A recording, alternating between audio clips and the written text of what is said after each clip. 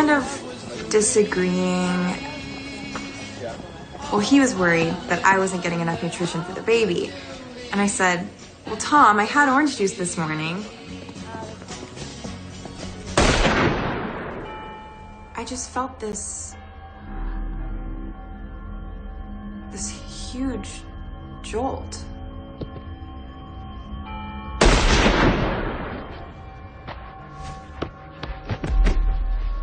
Like I'd stepped on a live wire. Like I'd been electrocuted. Tom said, "Baby," and reached out for me, and then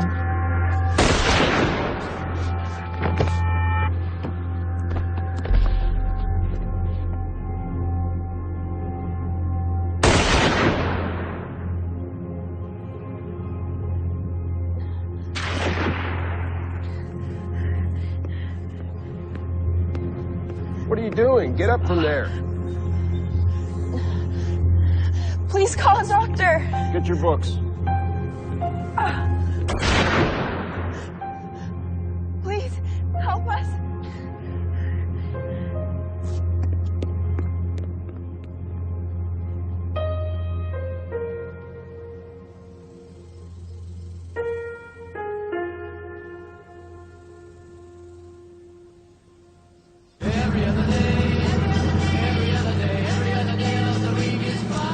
City of Texas. It was the biggest route in Austin, and everybody wanted to get that route.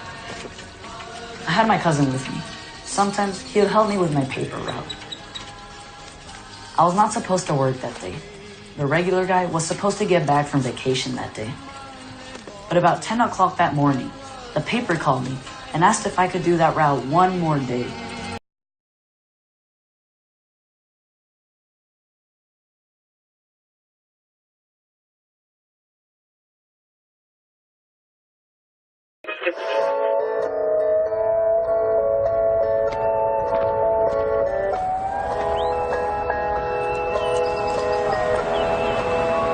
I was either filling out reports or just taking it easy a little bit, listening to my radio on the country western. I do remember one song that played that morning, Waterloo. I kind of felt that after that day, well, here's Waterloo coming up for somebody.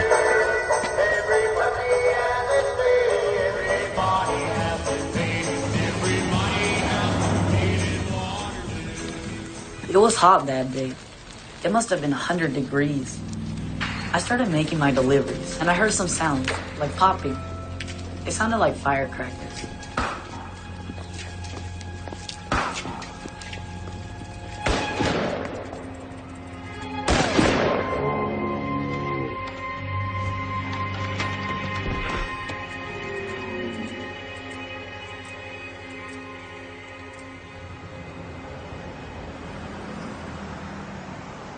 KCCC Radio, we're right here with music.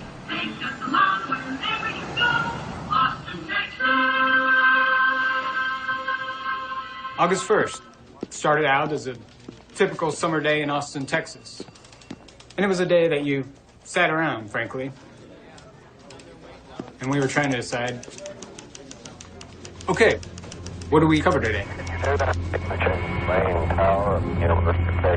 Then the radio called my number, and I was trying to make out what they were saying, but it just wasn't coming through. I can't make out what you're saying. You keep cutting out now. Finally, I deciphered University of Texas, so I just said I was headed toward the University of Texas. We had police radios, of course, throughout the newsroom. We have a shooting or gunshots at the University Tower. And then within seconds, We need all units we can at the University Tower. there's a guy on top of the tower, and he's shooting at people. And they're dispatching officers as best they can to the scene.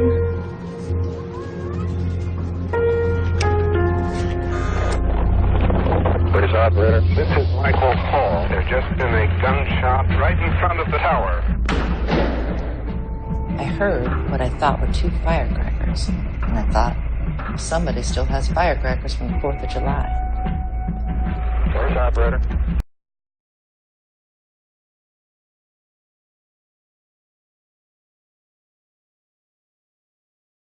The Department of English at the university. Someone has been shot, we believe, outside. Someone is shooting from the tower.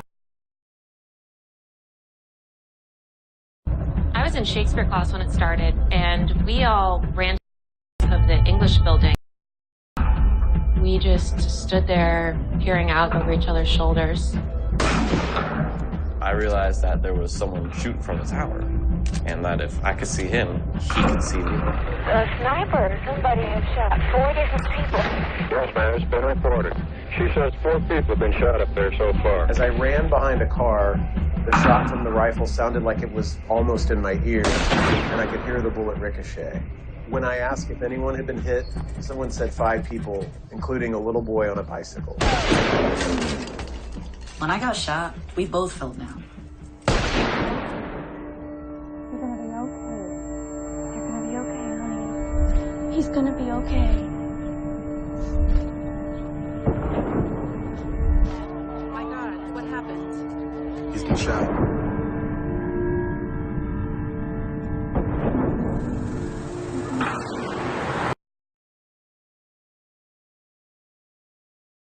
I've been working at the university since 8:30 a.m. I noticed across the street a small group. What's going on? It's like a fight.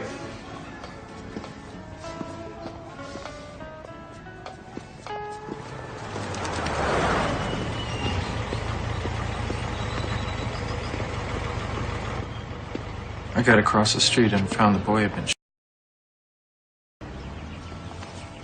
All right, let's stop this bleeding here. And so I tried to stop the flow of blood. You okay? You're gonna be all right. I heard reports that I recognized as gunshots, but I could not tell where they were coming from.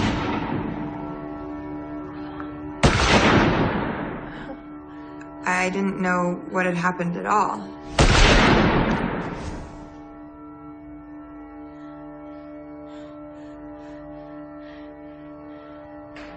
I thought that I felt the baby kind of fall to the side.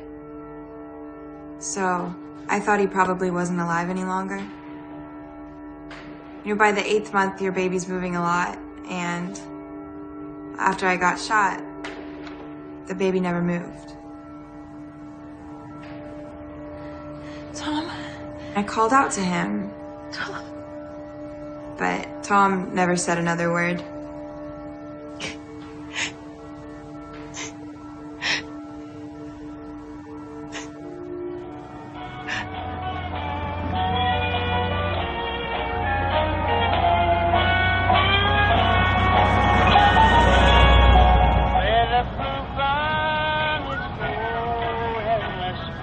You know, I thought it was already over with. Lawman gets there, and by then it's usually over with, you know?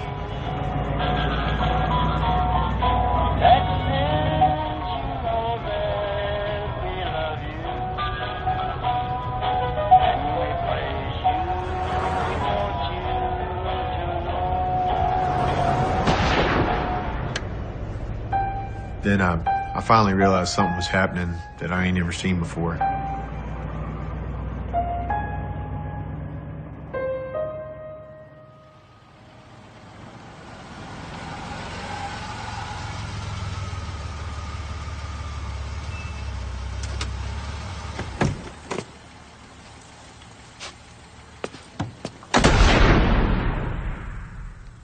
I just thought there's 1,000 windows up there and 1,000 Black Panthers. A revolution. And the hair just stood up on the back of my neck. And I'm gonna say I was scared. It was bigger than me. There's a guy on top of the tower, and he's shooting. Shooting at people. I told the disc jockey on duty, I said, give us some news intro music and throw it to me.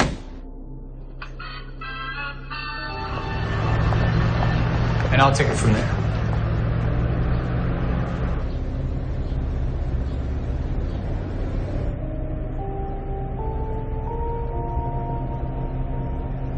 began my broadcast as I was driving up to the tower. This is Neil Spelson, Red Rover, from the University of Texas campus. This is a warning to the citizens of Austin. Stay away from the university area. There is a sniper on the university tower firing at will. Well, I was just expecting another routine day. I had dropped my daughters off at daycare. My wife was at work, and my shift didn't start until 3 p.m. Clean look to your carpets. This Austin vacuum rebuilt Hoover beats as it sweeps. This is a KLRN News Bulletin.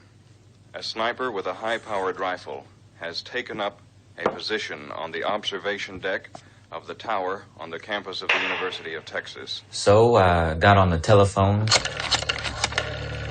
Police operator? Hey, this is Martinez. Do they need anybody? Pardon me? And I called the station. This is Martinez. Do they need anybody? Captain Martinez is on. You want him to come out? Yes, sir. He'd like you to come on out if you will. Okay, I'll be right over. Okay, that's at the university. Then I called my wife at work, and I said, "Dear, I'm gonna go there, but don't worry, because I'm gonna go work traffic."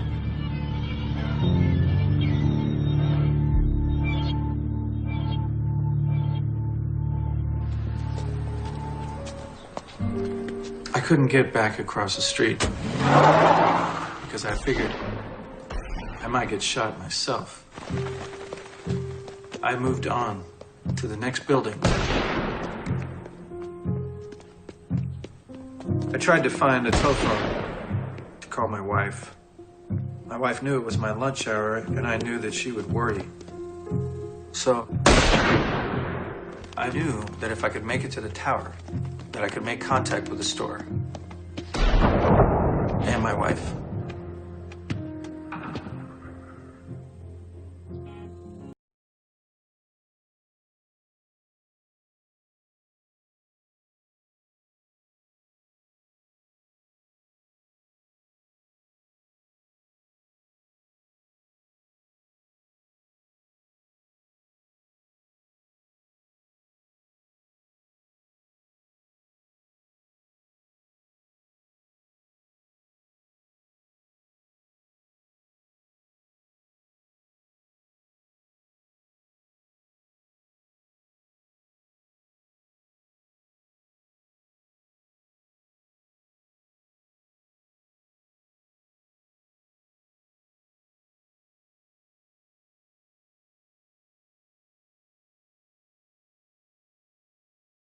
I'm playing chess in his room.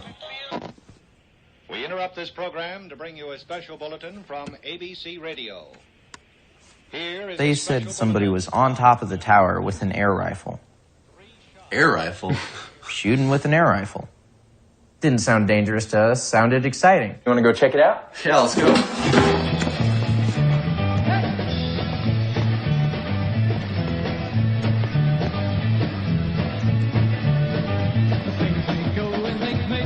We were just walking down the middle of a road, and a guy waved at us. Get out, you know? Get under cover. Get out of the street.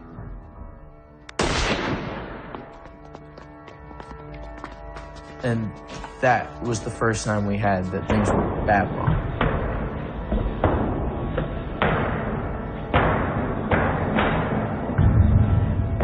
By the time that James and I had walked onto campus,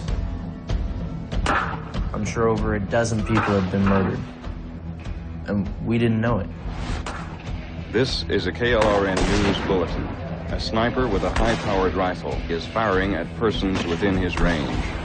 All Austin area residents are warned to stay away from the University of Texas area. It's an unbelievable sight. The serene University of Texas campus, a temperature approaching 100 degrees now, and a madman on top of the university tower, firing and shooting at any movable target that he can see. The shot that hit me bypassed me and ricocheted off the building. Everybody was in a state of panic. Then what happened? Then everybody ran. It's like a battle scene. It's like, hey, another shot, and another shot. There are two different kinds of shots. Apparently, police are returning to fire now. I got lucky. considering what happened to other people. There's no report as to who this man may be or what he's doing up there or what prompted this apparent madness. We passed the steps to the undergraduate library. As we were about to the corner, he shot. And I lay there for about, probably 15 or 20 minutes. We didn't know who was being killed. Students on campus were being shot. People were dying. It was just chaos. I was looking through the binoculars when all of a sudden I realized he's pointing that rifle right at me. I couldn't believe how close I'd gotten to being shot. We can see the movement under the clock on the south side of the University of Texas Tower, and police are returning the fire. There's this guy who's shooting at everyone he can see. What is the matter with him? The man is located on the University of Tower observation deck below the clock, which now shows 12:25, and is shooting. He's shooting our direction. There was a lot of suffering, and we were helpless to do anything about it. I see all of this blood, and I think, I didn't get a chance to say goodbye to my mom and dad. Or anything.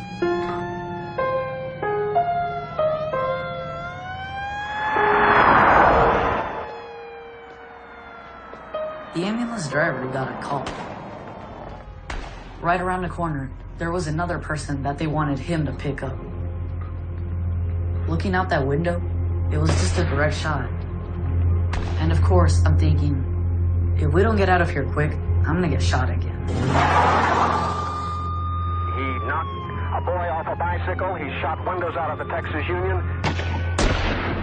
More ambulances are screaming up and down the university drag, and the ambulances are apparently carrying those persons who we had reported as lying on the sidewalk, shot in front of the Varsity Theater and other buildings along the university drag. The university area has been cordoned off, and so far we've had reports of people being shuttled to the hospital via ambulances from practically all the funeral homes in the city. I didn't know at the time, but I was losing a lot of blood. I felt like I was melting.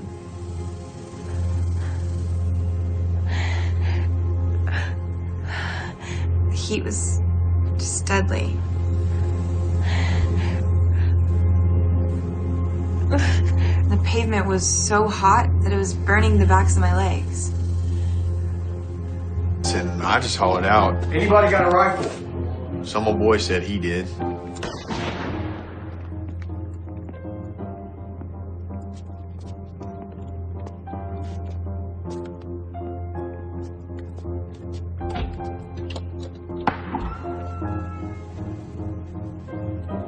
Do you wanna? Yeah. I took the rifle first. But see, I've never shot a scope. I was raised a poor boy, and 22 is the biggest thing I ever shot. I was shaking. And what it was is, I mean, it wasn't a nervous shake. It was the wobble. Yeah, the wobble. I just couldn't get the crosshairs to center in on nothing.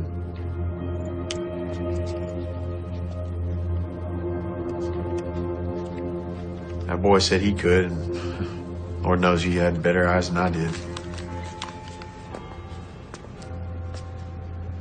We were in Parlin Hall when Billy Speed was shot.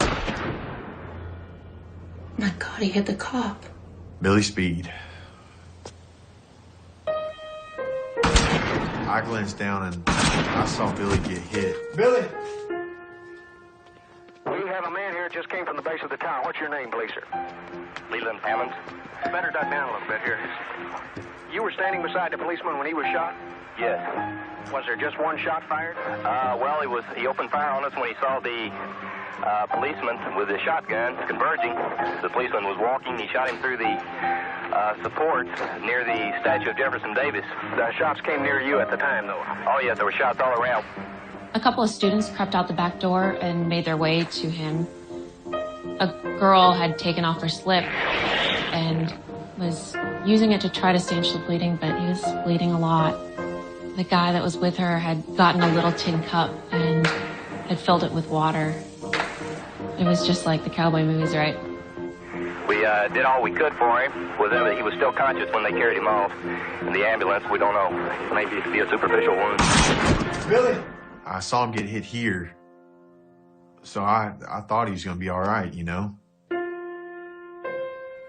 That was the moment that separated the brave people from the scared people. I knew that there was no way that I was going to go out there and help him. I didn't want to get shot. That was a defining moment because I realized I was a coward. I met up with Billy not a couple hours before that. We just talked a little while, just a good old boy conversation. He was going to quit. He said he was going to work a couple more months, and then he was going to quit and go back to college, and that's just what he was going to do. And, you know, his wife just had a baby and everything.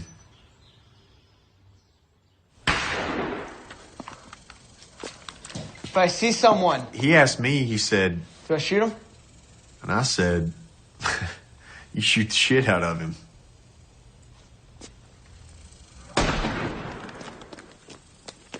Before I got into the tower, and this is not too nice, I took up a position behind a column at the academic center.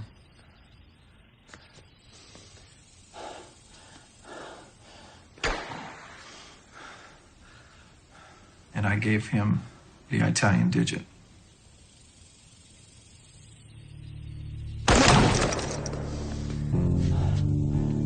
He fired once at the column and hit it, but he didn't do it again. I waited until the individual started firing on the east side of the tower, and then ran across the street into the tower building.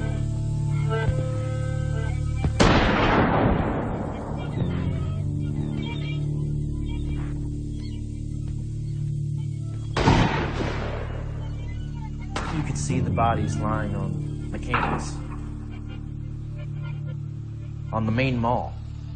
And we knew then that there was nothing that could be done from that office. So we were inextricably drawn closer.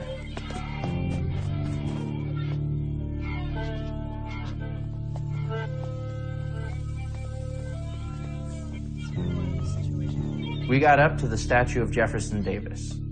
People say that that statue should be taken down, that that statue has no place being there because of Jefferson Davis and all he represents. But at least on that day, it gave me a little shelter.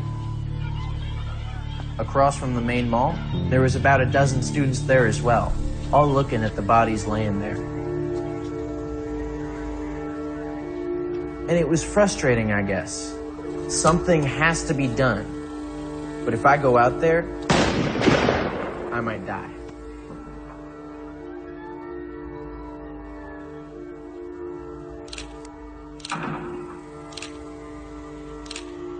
It was like a frozen snapshot.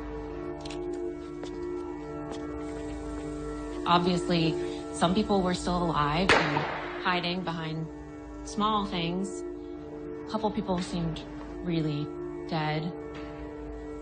I've never seen a dead body. I didn't care if they bombed the tower. I just wanted a plane to come and take that guy out. What else did you see as you came through the campus? Did you see any other injured persons? There are several people laying out on the mall at this time. 3 of them may be shot, and the others may just be laying there. A woman was lying on her back on the mall, and she was obviously pregnant and in obvious pain. It was hard to watch her and to know that no one could get to her without being shot themselves. Under the base of the tower, there were a lot of people there. And they were yelling. They were saying, "We've got to help that pregnant woman." And then somebody else yelled out, "No, we've got to help the ones that there's still hope for." So I thought, well, I probably wasn't going to get help. Has any effort been made to try to get those persons out? Another shot. He's still firing repeatedly from the university tower. I was trying to figure out what was happening. I didn't feel pain. It felt more like something really heavy was pressing down on me. I thought it felt like an invasion from outer space because I felt like I had been shot by some kind of antimatter gun. It felt like that's what was happening.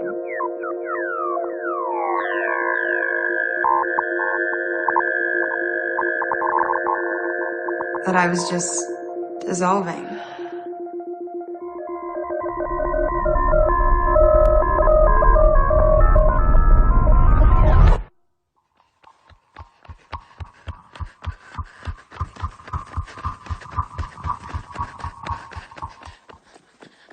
Then, at some point, a girl ran up. Please, are you all right? Let me help you. She came up and kind of knelt over me. And her hair, it was spread and coming down. Go.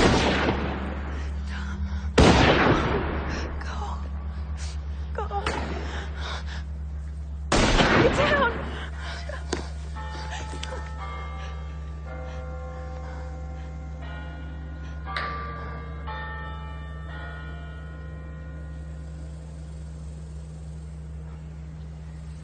What's your name? It's Claire. Claire? I'm Rita. I'm here with you now, okay? Her name was Rita.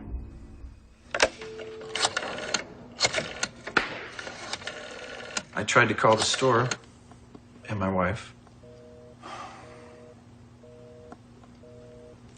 The lines were busy.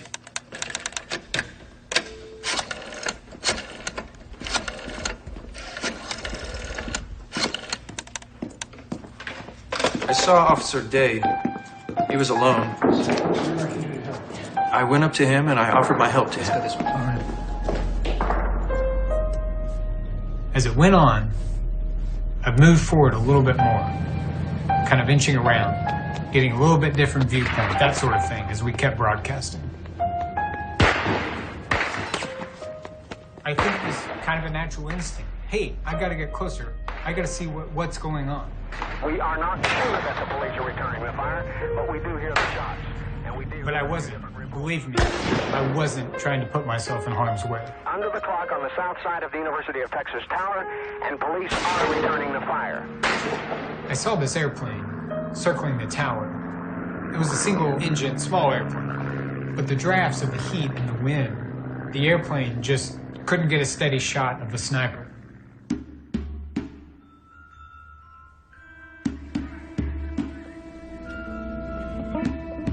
The Austin Police Department, they didn't have weapons that would reach from the ground to the top of the tower. It was like a war. There were gunshots coming from everywhere. At one point, I saw a civilian carrying a deer rifle coming from behind me and running toward the tower. I don't know where these vigilantes came from, but Harlan Hall was filled with civilians with huge guns, and they began to shoot back. There was massive testosterone. This was an average citizen who heard my report on the radio and decided to come help. We didn't know it at the time, but what was happening was my radio broadcast. The feeds were made to the radio networks and to all the other news outlets around the country.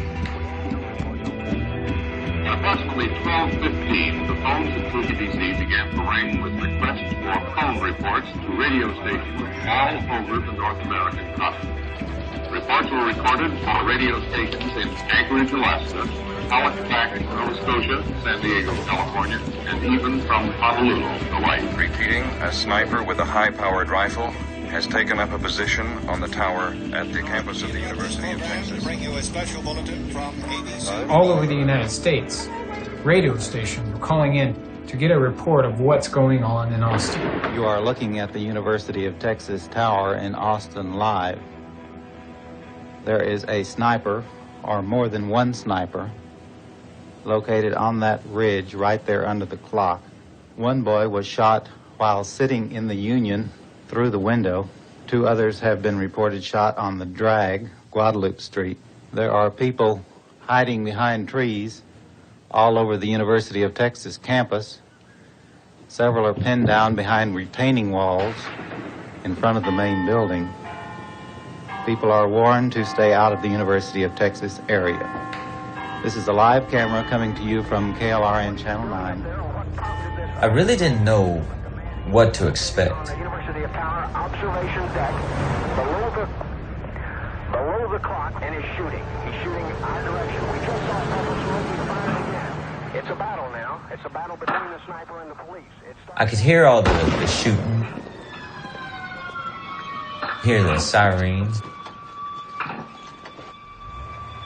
I knew it was a disaster, so to speak, because the only ones with sirens were ambulances. I saw Officer Martinez there at 21st Street, Martinez! Hey, officer! and I hollered out to him, but he didn't hear me.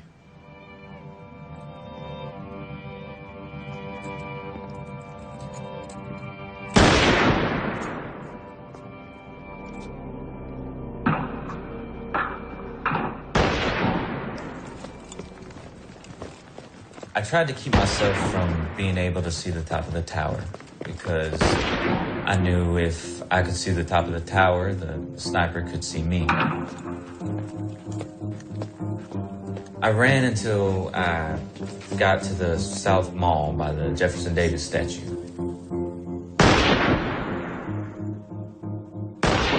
There were wounded people, dead people.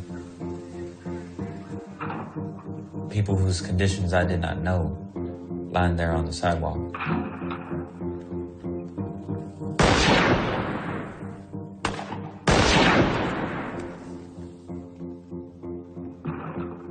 It was a pregnant woman that was twisting and wilting in the hot sun. My training in the Army had taught me you establish a command post right away. Then you organize an assault team.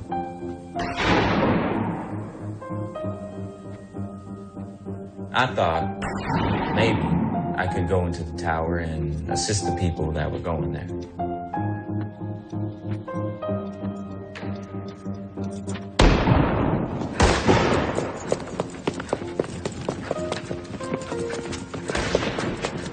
My mission was to get into the tower. Don't worry now. We're gonna be okay. I'm tired. It won't be much longer now. Don't worry. We lay there and just talked, which was kind of wonderful because it kept me conscious. And I don't know what would have happened had I been unconscious.